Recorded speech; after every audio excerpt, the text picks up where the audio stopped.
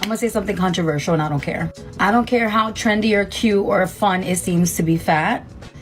Don't let that shit with your head. Don't let the idea that, oh, I could catch it no matter how big I am, cause you to forget about your health and to keep gaining weight.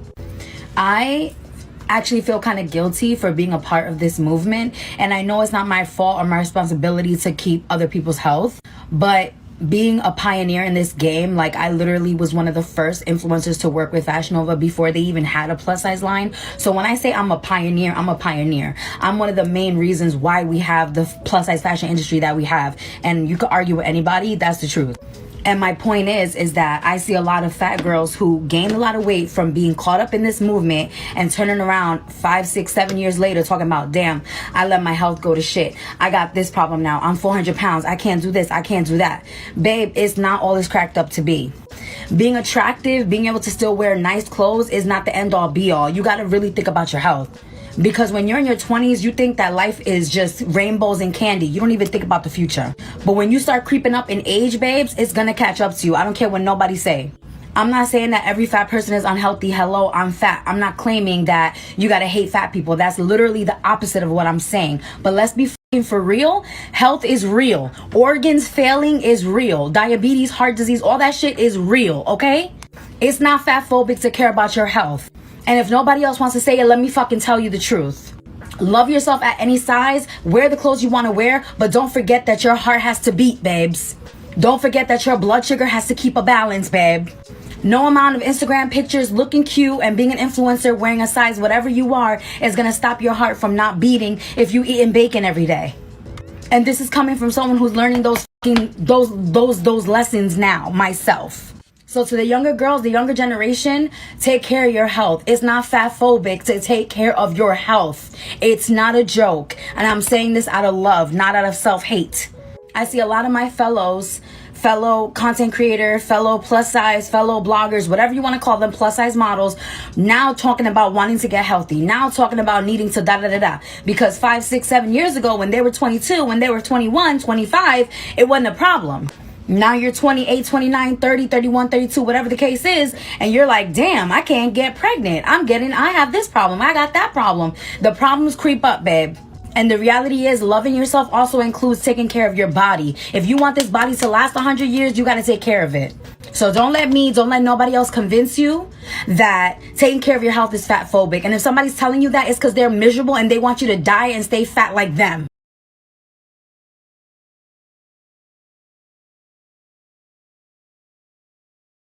I don't even like to make videos anymore, but I have to say something about this because I have some own opinions on this. As a fat person myself, why are you mad that there are more fat influencers?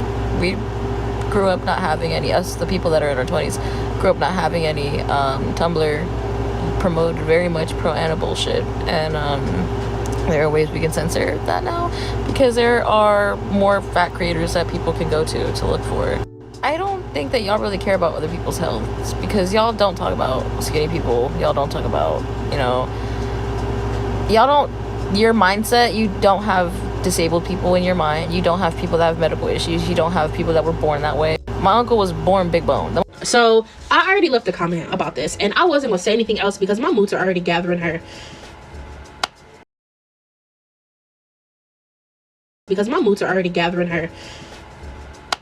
But I gotta say something. Like I really tend to sit back and mind my business. I'm not. But I gotta say something. Like I really tend to sit back and mind my business. I'm not minding my business because it's people like her that genuinely make my ass itch to the 10th degree.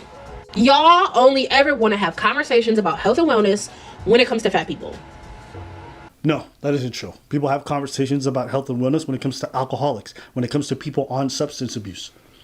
People talk about health and wellness on a whole different variety of stuff. They talk about it in a sexual context when people are out there doing things frivolously. That's why there's so much sexual awareness. We talk about health so fucking often, it's crazy.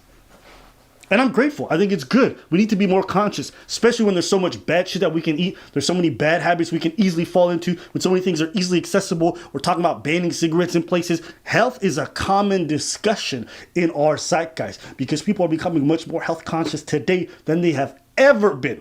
I grew up in a time where people used to be smoking indoors. How do you think that changed?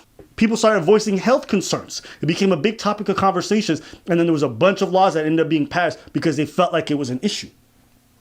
And the same thing he said for a lot of different habits. Health is often discussed. So I reject the notion that we don't talk about it. That is not true. Let me say that one more time. Y'all only ever want to have conversations about health and wellness when it comes to fat people. Y'all are not addressing food deserts. Y'all not talking about how unaffordable healthcare is. You're not bringing up the fact that people with diabetes have to ration their insulin because they can't afford it. Do you know how expensive asthma inhalers are?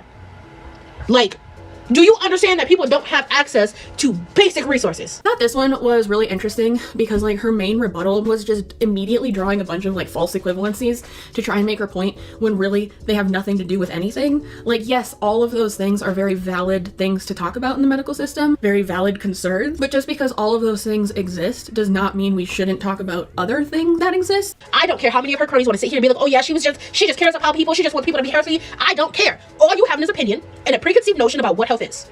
I'm not moved. No mountains are moving over here. We don't have to move you. It'd be very difficult, but we don't have to. Oh, we're not even gonna try. No, I don't care. I don't care. We don't gotta move you. You gonna hit your 40s and you gonna be moved by the doctor.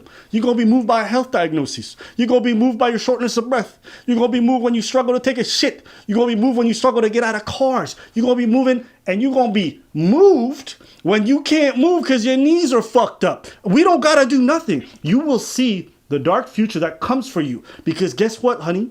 Nobody gets to be your weight and gets to be very old in life. They don't. Vast majority of them are dying. I don't have sympathy. I start to lose it after a time when I realize that you are out here hurting other people with this rhetoric. You lose me. Because I've seen too many people I care about have to die. People that were amazing contributors in society die. Because they didn't have any more limbs to cut off after diabetes. Their heart just gave out. Life is going to do two things. Either move you or remove you.